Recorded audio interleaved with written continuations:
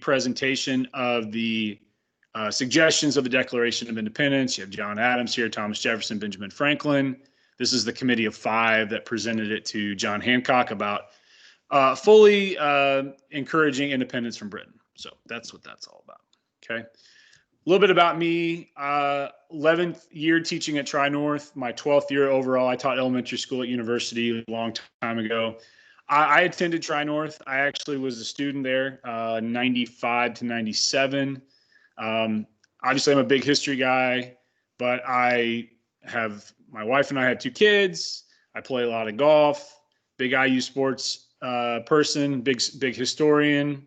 I do a lot with IU history, and I do a lot in the community with Bloomington history. A couple of things I do on the side, which I really enjoy. So, all right. This gives you a good overview of what we're actually going to be talking about this year. Okay. It's more or less chronological from top to bottom. We do a very untraditional way of talking about geography. Okay. So we're not going to be doing a 50 states and capitals test. We're not going to be doing naming every river system or every major river system and look, it's nice to know for spatial reasons. In other words, I know that Indiana is east of California, and I know that New York is east of California, and I know that California is west of Indiana, those kinds of things. But that's more or less simplistic stuff. And let's face it, if you don't know where Montana is, you can get on your phone and go to Google Maps or Maps on your phone, and you can find it. Okay. When I was in school, it was you needed to know all 50 states, all 50 capitals. Heck, when I was in 8th grade, we were tested on what the name of all 92 counties in Indiana was, what the names were and where they were located. Okay. And honestly, to me, all that is memorization, because let's face it. Do I remember where all 92 counties are in Indiana? Heck no. Okay. Do I know where a lot of them are? Sure. But what does that actually accomplish? It's not going to accomplish anything. So when it says here U.S. geography, my understanding for you is, how does geography affect where people live? How does geography differ throughout the country? Okay. We look at that from 2 different perspectives, because let's face it, when Europeans start arriving in North America and settling, where they live is largely determined by the variables that they encounter: the land, the soil, the climate, their accessibility to the coast. All those things have to be based on geography. Okay. And the first thing we do, and I've started this every year. If you have siblings, they'll tell you this is how we started the year. We start with a project over national parks. Now, you may not be a park person, you may not be an outdoors person, and that's okay, because you will be able to find something that you appreciate from this assignment, which we're going to start Wednesday, and how it relates to geography, because every one of you will have a different park that has various elements and features that are going to be different from other parks. Okay. Like, for example, Mammoth Cave, which is in Kentucky, just south of us, it's the largest cave system in the world. That's going to be different than the large redwood trees in California at Redwood National Park, or the sequoia trees at Sequoia National Park, or the physical features in Yosemite National Park, or the geysers at Yellowstone. So you see what I mean? Okay, and it's an interesting way of explaining the differences of geographical features, besides just doing, oh my gosh, I have to cram for a 50 states and capitals test, and I'm stressed out because I don't remember what the capital of Maine is. Okay, so that's how it's going to be different. It actually is going to be a good segue into colonial America, and I'll explain later why, because when the colonial regions of North America begin to be settled, primarily by 3 countries, Britain, France, and Spain, we need to know what motivates those countries to come to North America, how they are successful, what factors make them successful, where they are living, and so forth. Okay. And primarily what we focus on is the British colonies, the original 13 colonies, which you've had some exposure to in elementary school, but we do much more with it because, as you can see, it segues perfectly into the third topic, the American Revolution, which I know you talked about in 5th grade, because I taught 5th grade, and I know that's a topic that you discuss, but we're going to look at it from a bigger picture. We're going to look at the factors that led to the revolution and what were the lasting impacts, okay? Does anybody have any questions so far? Okay. Hold on just a second here. All right. Now, I realize that American Revolution to the 2020 election is not a perfect transition, but we are in an election year. Okay. So we're going to talk about how elections work. I'm not going to get into personal politics. I realize that everyone has their own opinions about politics. My job as a teacher is to not push you into personal politics. I don't disclose my personal opinions on politics, nor will I ask you of yours. Okay. And that's kind of more or less has to be the expectation, because what I want you to know is, why do we have an electoral college system? What's the difference between an electoral vote and a popular vote? What is it that is, what are swing states? My cat's rubbing on the microphone. Hang on a minute. Sorry. What are swing states? What are the factors that lead to why candidates only go to certain states? For example, California has 33.5 million people. Okay, has the largest population of any U.S. state. But I can pretty much guarantee you that neither Joe Biden nor Donald Trump are going to spend 1 minute in California campaigning. That's a factor that contributes to the election, because California is pretty much set as a state that's going to vote Democrat. Okay, and these are different factors, and these are different storylines that make the election interesting. And we're going to talk about that leading up to it, because we will have plenty of time to discuss the election. All right. And I look forward to talking about elections. I find elections very interesting. U.S. government. We're going to talk about how the government was formed. The government that we have currently, with 3 branches of government and following the Constitution from 1787, is not the same government that we started out with after we declared independence from Britain. Okay. I'm curious, does anybody know the type of government that we had right after we declared independence? You can chime in if you know. I'm curious if anybody knows.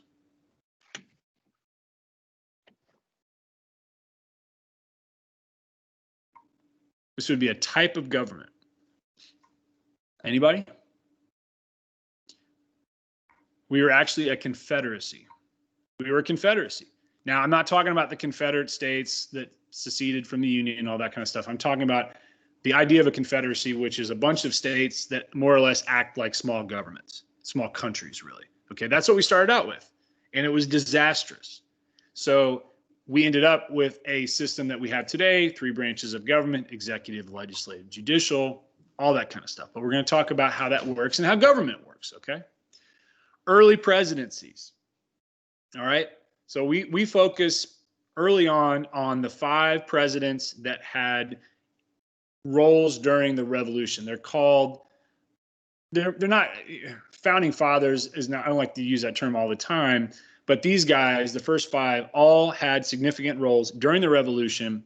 And after that 5th president, which is James Monroe, it's a whole new era, because you're talking about children and sons and all that, that were of former presidents. So we're talking about George Washington, John Adams, Thomas Jefferson, James Madison, and James Monroe. Those are the first 5. And we kind of focus on those 5 because their presidencies had a significant role in how the country developed over time. Okay. We transitioned to talk about War of 1812 and post-war America, American pride.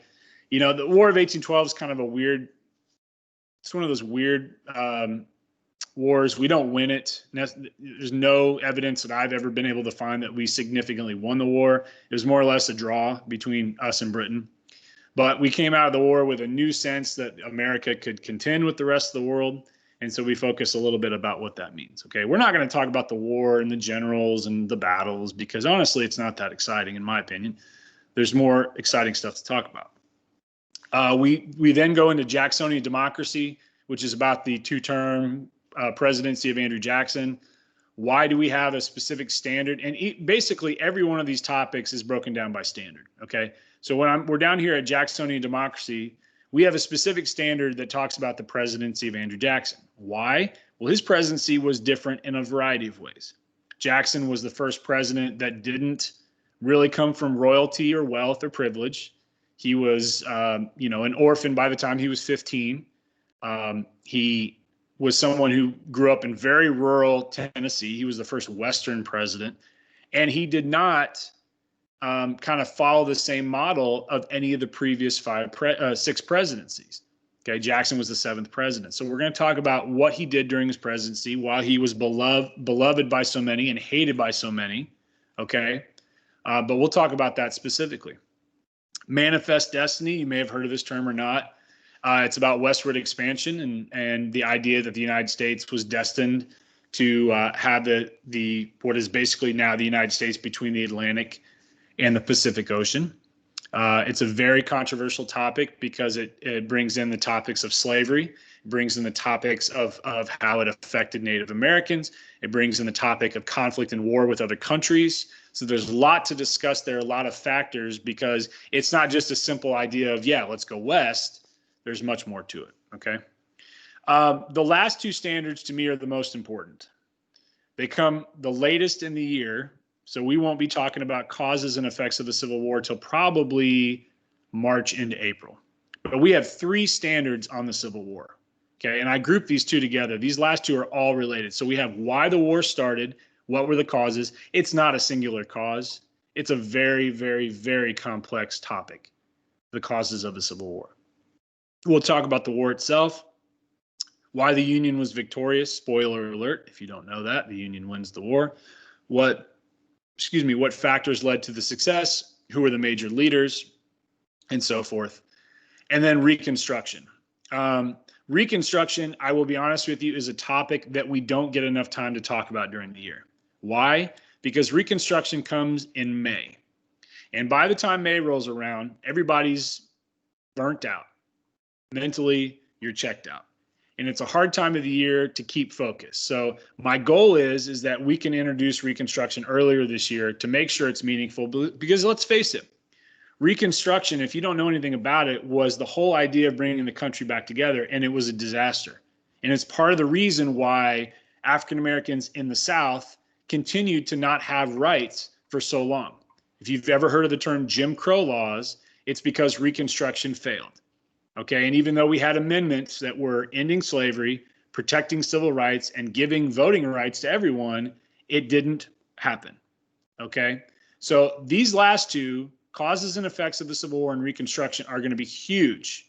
And we're going to try to spend a lot more time on Reconstruction than we normally do moving forward, because there are going to be some topics that we don't focus on as much just for time reasons. Okay, does anybody have any questions on anything that we've discussed so far? Any curiosity about anything, any specific questions that you may have, please ask.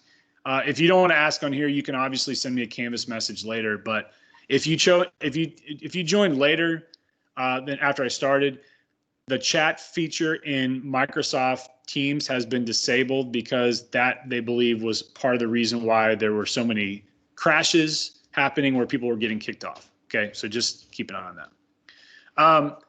Just curiosity, this is something that I would give during the early part of the year to everybody, every single student in every single class. And more or less, it focuses on your general knowledge on the, certain physical features on one part of the United States. So obviously, we are looking at the eastern part of the United States, because right here is the Mississippi River. I know the image is not super clear, and the connection coming through may be a little bit maybe harder to see, but if you are not familiar with all the Great Lakes, if you are not familiar with all the river systems, if you are not familiar with what all the 13 colonies are, you may know their names, but you may not know their specific locations. It's okay. All right. It's not a deal. It's not a, it's not a deal breaker. Doesn't mean anything in terms of, your success as a student. Okay. I can guarantee you that they're not going to ask you, what's the capital of Georgia on the SAT when you're looking to go to college. So don't worry about that, okay? But if you know these, great. If you don't, it's okay. In past years, I would assess you on these just for your general knowledge. I'm not going to do that this year because it's not an important topic, okay? It's not an important discussion at this time, okay? Are there any questions so far? Okay. I'm not going to go over the Armor Code. You know what the Armor Code's about. But I will tell you this, I hold every one of my students, excuse me, to a high standard. I expect a lot from my students. I expect you to put in the best effort you possibly can in every scenario. excuse me. I expect you to, show respect to your fellow students, even in this setting. And honestly, in this setting, even more, it's more important because of being in a virtual setting. It's important that we can have meaningful discussions. It's one of the things that I emphasize in the letter that I'm going to show you really quick in a minute. My responsibility for you when it comes to assignments and projects is that they are turned in on the due date. I will be honest with you, in this scenario, I'm going to be giving you a little bit more time than if we were in the class. Because when you're in the class and you're working on it in person, you can raise your hand at that moment and ask me a question in person. So it's important that you understand that you utilize the time that you have at home, that you are asking questions when you have concerns, that you are showing up for office hours, and you are submitting messages to me. If you're going to submit me a message on Canvas, I'll get back to you as soon as possible. I'll have my email open. I get notifications in my email when someone sends me a Canvas message. So, regardless of the circumstances, I still think that we can be successful, and I still expect that from you as my student. Okay. And I would hope that you would want that. I would hope that you would want a teacher that holds you to the highest standard, that expects the most out of you, that pushes you to be the best you can. Okay. Transition year, this is an interesting scenario being in as an 8th grader, because you're going to be going to high school next year. Okay. I'm hoping that we're back in an in-person setting next year. We don't know what's going to happen, but this is a unique year because you're going to be transitioning to a whole new change. When you came in as a 7th grader, you were transitioning from high school, or from elementary school, and that was an adjustment for you. You had 1 teacher or 2 teachers or 3 teachers in elementary school. Now you had 7 teachers. Okay. And this year you have even more. You have all that going on, plus the situation we're in where we're learning remotely. Okay. And that adds a lot of pressure and a lot of stress to people, but I think we can do it. All right. If you have a plan, if you utilize your time outside of our live sessions effectively, if you ask questions when you have concerns, you will be fine. You will be, and I will support you. All right. I will do the best I can to support you. Okay. My contact information has not changed. Okay. Canvas Messenger sends everything to this email. So if you want to send me an email, you can, but obviously a Canvas Messenger message will go straight to my email anyway. Okay. So does anybody have any questions before we transition to the next thing? Okay, I'm gonna turn off the recording now.